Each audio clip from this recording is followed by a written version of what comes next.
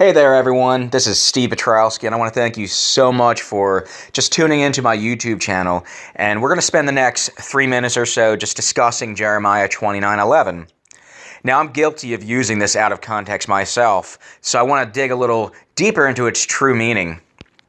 Jeremiah 29:11 from the King James Bible says, "For I know the thoughts that I think toward you, saith the Lord, thoughts of peace and not of evil, to give you an expected end."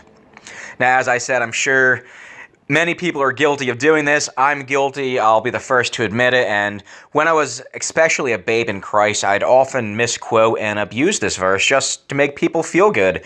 I'd tell them things like, God has a wonderful plan for your life, plans to prosper you. However, this is prosperity theology, not biblical theology. So it's time to set the record straight and clarify the true meaning of Jeremiah 29:11. To get things started, this is not a universal promise from God for all believers in all times, no matter how many times you may name it and claim it or declare it.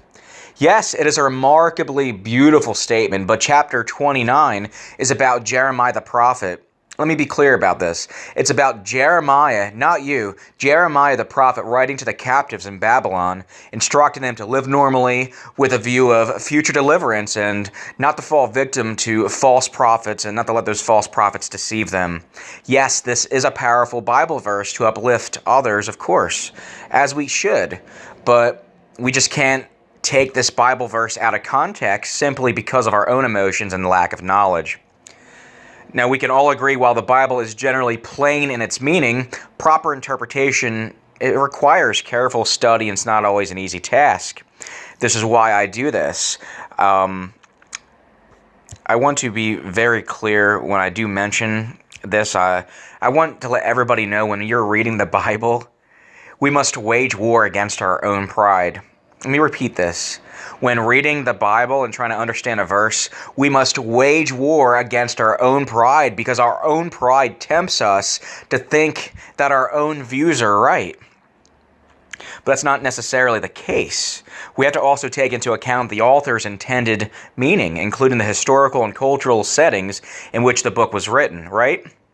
So lastly, yes, let this verse encourage us Christians.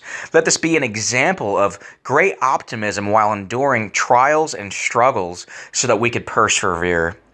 Well, that concludes our look into Jeremiah 29:11. I do hope that everybody did get something out of this, and if you could share it, that'd be great. And if you didn't already, please subscribe to my YouTube channel and be sure to hit the little bell symbol when subscribing, so that way you can stay up to date to all relevant information and videos that I post. Thanks again so much. I appreciate you guys, and God bless.